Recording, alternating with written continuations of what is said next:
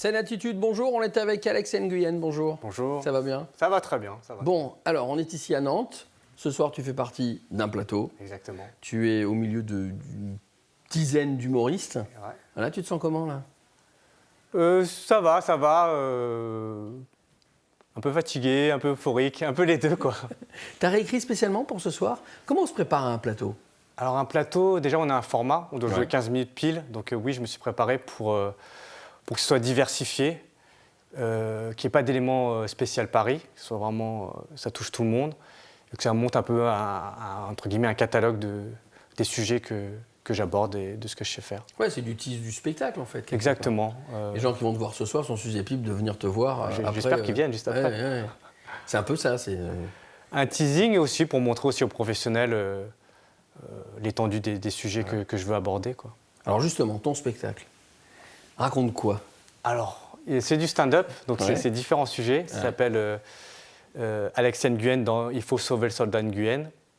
Donc je parle de quoi? Je parle des sujets classiques, mais avec mon œil. Donc je parle de la naissance de mon fils, de son métissage, la rencontre amoureuse, le fait d'avoir des parents immigrés, aussi du fait que j'ai joué un peu à New York. J'ai fait du stand-up à New York. Et de mes origines asiatiques aussi. Voilà. Je suis d'origine vietnamienne. Ah bon? Oui, ça se voit pas, parce que je suis maquillé, c'est pour ça. Tu travailles comment? En fait, je pars sur une idée, et après j'écris plein de vannes, et je rentre toutes ces vannes dans cette thématique.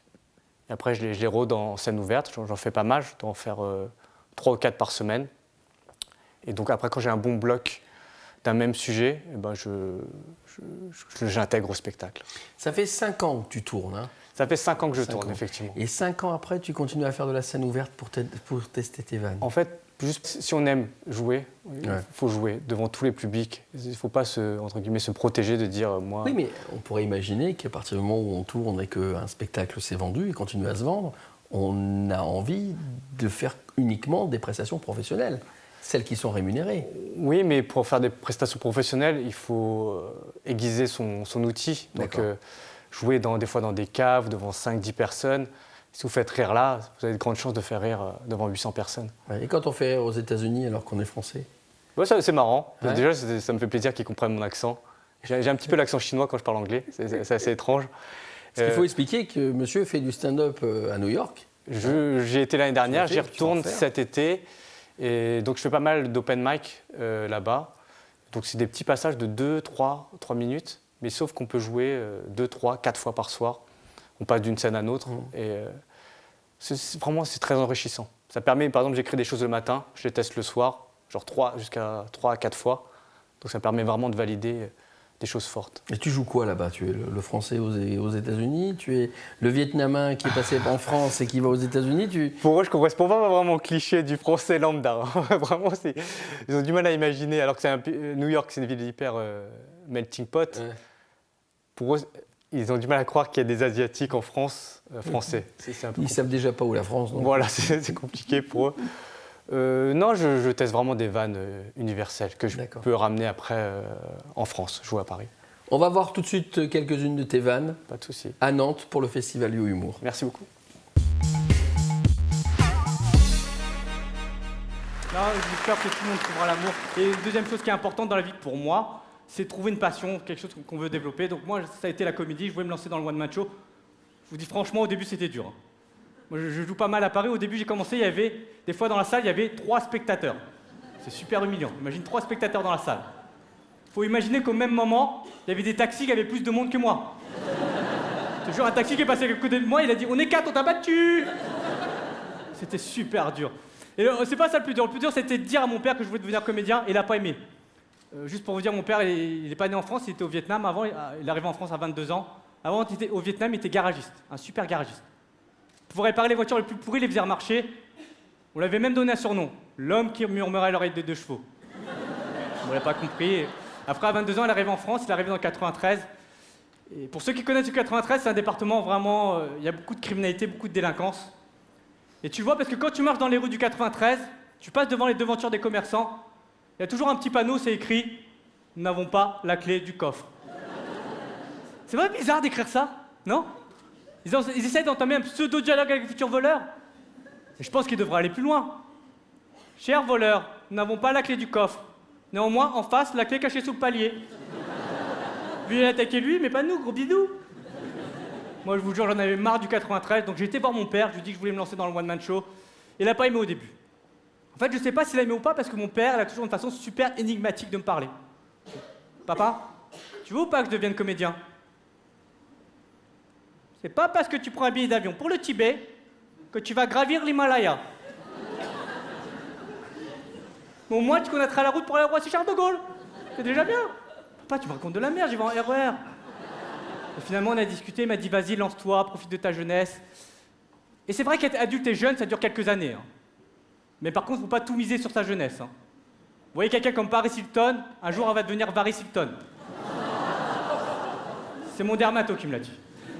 Donc il m'a dit, profite de ta jeunesse, mais fais tes études et redouble pas. Je sais pas ce qu'ils ont les parents que le redoublement, mais il faut pas redoubler dans la famille. C'est vrai, non? Les gens, ils mettent vachement la pression sur le redoublement. Quand t'es jeune, tu pourrais mettre une fille enceinte, si c'est pas une redoublante, ça passe.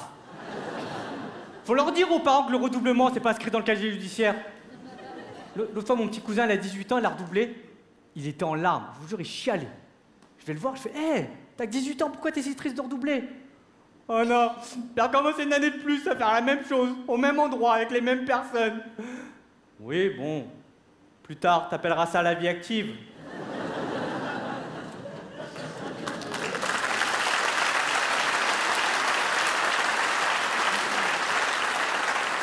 C'est pas un drôle de mot, la vie active, pour quelque chose qui n'a rien d'actif. Si tu vas au même endroit, t'as les mêmes petites conversations avec tout le monde. Eh, ça va, Martine, ta plante à pouce tes tickets resto sont arrivés ou pas Est-ce qu'on a notre lundi de Pentecôte? Ça m'angoisse. Et je sais pas s'il y a beaucoup de salariés dans la salle, mais un moment crucial dans la vie d'un salarié, c'est la pause déjeuner.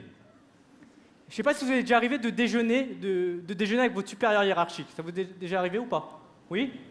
C'est toujours un moment assez bizarre parce que ton supérieur hiérarchique, il veut partager un moment convivial avec toi, mais toi, tu veux donner aucune information sur ta vie. C'est... Alors, tu joues un drôle de jeu, tu joues au jeu du ni oui, ni non. Alors, Martine, ça se passe bien le travail? Possiblement que peut-être. Bon, est-ce que vous avez passé un bon week-end au moins? C'est envisageable. Et moi, je travaillais dans une grande boîte, j'étais salarié, je travaillais dans une grande société. Et toutes les semaines, il y avait des pots de départ de gens qu'on ne connaissait pas. Toujours bizarre d'aller à un pot de départ de quelqu'un que tu n'as jamais vu, tu connais absolument pas. Tu dois lui dire un petit mot à la fin, alors tu vas le voir. Que ce soit d'une bonne continuation et que tous tes rêves se réalisent, quel que soit ton prénom. Qui sont tes exemples dans le monde de l'humour?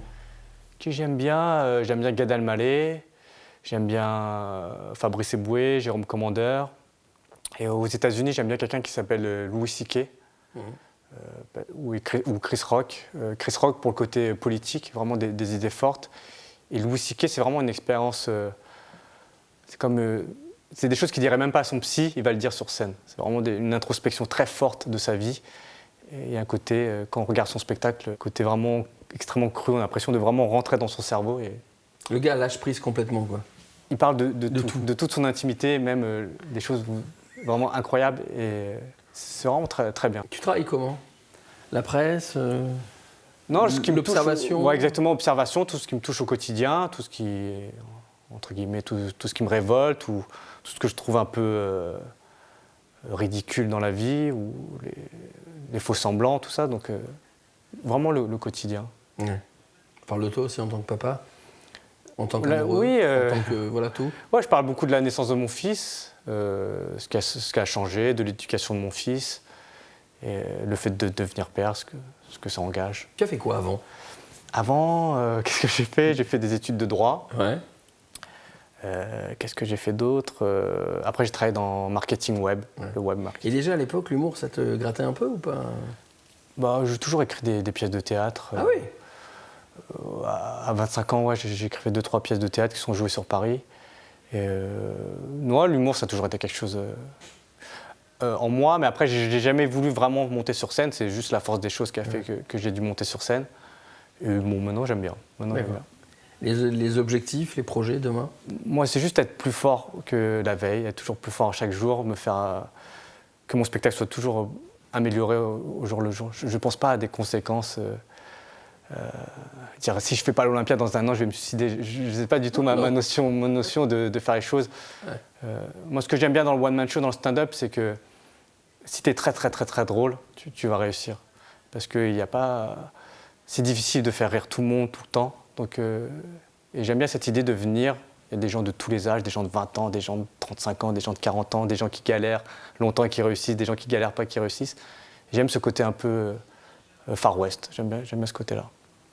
Eh ben écoute, on te souhaite un bon séjour aux États-Unis. Merci beaucoup. De bien t'amuser ce soir chez You Humour, voilà, et que la force soit avec toi. Je vais essayer, pas de souci. Merci beaucoup.